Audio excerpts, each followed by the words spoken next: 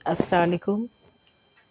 जैसा कि आप सभी लोग जानते हैं, आजकल स्वदेशी अपनाओ को लेकर हम सभी लोगों ने एक अभियान चला रखा है, जिसमें हम लोग आप लोगों से ये गुजारिश करते हैं कि आप लोग जो भी चीज़ें इस्तेमाल करते हैं वो स्वदेशी होनी चाहिए, यानी हमारे देश में ही उसका निर्माण होना चाहिए, ताकि उससे जो हमें फ़ायदा मिल रहा है उससे वो फ़ायदा हमारी सरकार को मिले, हमारे देश को मिले, और वही फ़ायदा फिर घूम कर हमारी जनता को मिले।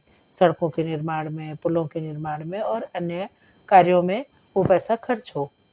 तो स्वदेशी इस्तेमाल करने से हमारे देश को तरक्की मिलेगी, हमारा देश आत्मनिर्भर देश बनेगा।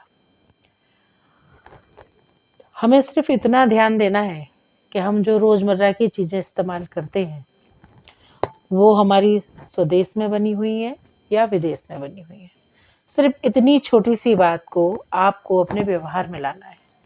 एक आदत बनानी है कि हम जो भी यूज़ कर रहे हैं उसको पहले एक बार चेक कर लें कि वो कहाँ निर्मित हुई है और उसका पैसा किसे फ़ायदा पहुंचा रहा है।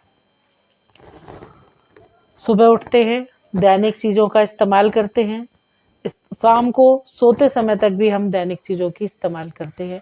तो सुबह से शाम तक के लिए हम जो चीज़ें इस्तेमाल करते हैं उन पे नज़र डालेंगे।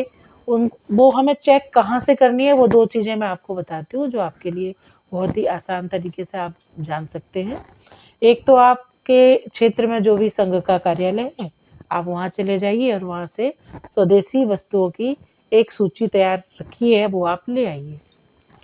और दूसरा तरीका है कि आपके पास आपका मोबाइल है, उसमें आप गूगल में जाइए या चैट जीपीटी में जाइए, या किसी भी ऐप के माध्यम से आप ये जान सकते हैं कि ये चीज़ कहाँ निर्मित हुई है। उसको जानने के पश्चात आप उसको ख़रीदिए और उसको ख़रीद कर अपने घर लाइए और अपने बच्चों में भी उन आदतों को डालिए। तो आज जो आदत आप डालेंगे वही आदत आप अगर अपने बच्चों में भी डालते हैं तो आपके भविष्य में आपको ये मुहिम चलाने की ज़रूरत नहीं पड़ेगी, क्योंकि वो आपके बच्चों के व्यवहार में आ चुकी होगी।